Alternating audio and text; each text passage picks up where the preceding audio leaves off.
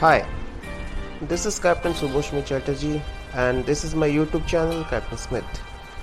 Often I have noticed that young people, especially those who are studying basic nautical courses like BSc Nautical Sciences, GP rating, marine engineering, etc., have trouble comprehending the basics of shipboard operations for the obvious reason that they have simply never seen those operations on the ship.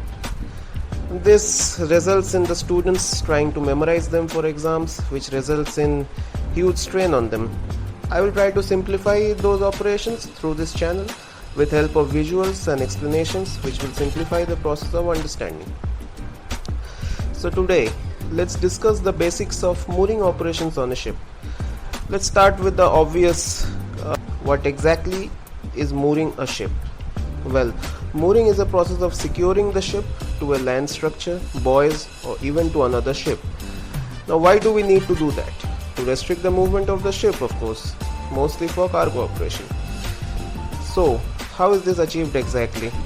Once again, simple, by using mooring ropes or mooring wires, and sometimes in conjunction with the ship's anchors. Mooring ropes are made of synthetic polymers like polyester, polypropylene, polyamide, nylon, etc. Mooring wires are made out of stainless steel wires. The size and strength of the ropes depend on the type and size of the vessel concerned. The detailed explanation about these mooring lines is a subject for another video. So now, let's move on to the methods of mooring a ship. Let's first discuss about the standard mooring to a jetty or berth. The ship is moved alongside the jetty using the ship's engine and often using the tugs.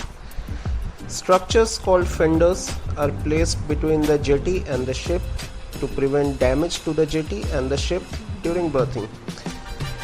Fenders may be as simple as rubber tires, which are used for smaller vessels, or huge Yokohama fenders and cell type fenders for larger ships. Basically, their job is to provide a cushion.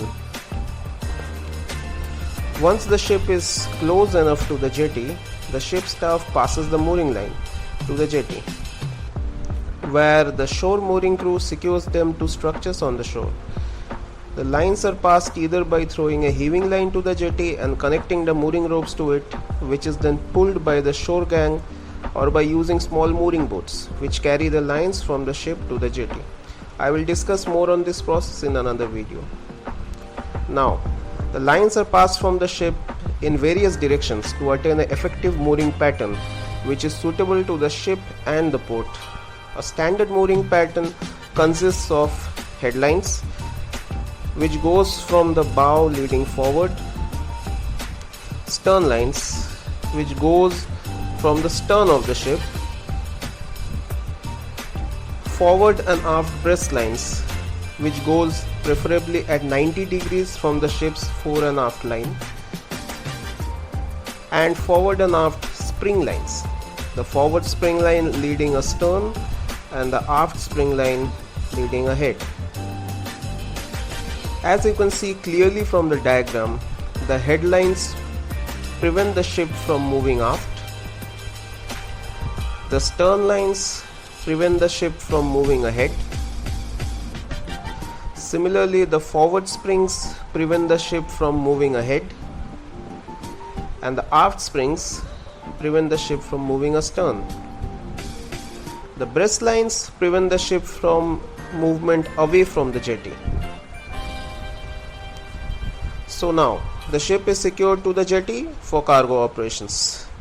Remember, the number of each of these lines will depend on various factors such as type and size of the ship, water current, wind, traffic in vicinity, etc. Please like and subscribe to support the channel and to motivate me to keep making quality videos. Thank you.